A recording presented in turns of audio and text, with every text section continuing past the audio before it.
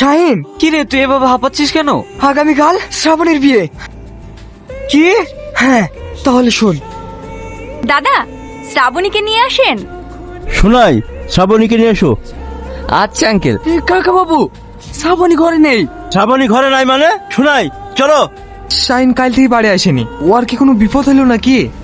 চ একবার কি দেখে আসি। থাক ভাই, তোমাকে আর যেতে হবে না, আমরাই যাচ্ছি।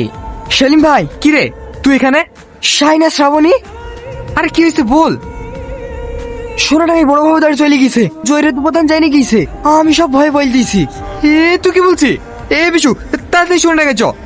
ওগো, আমিও যাবো তোমার সঙ্গে। ঠিক আছে চ।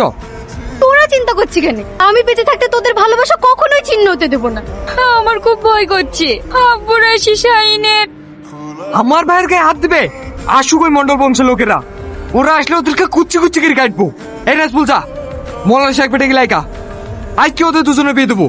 কিসের বিয়ে? হবে না এই বিয়ে। শ্রাবণী, চল বাড়ি।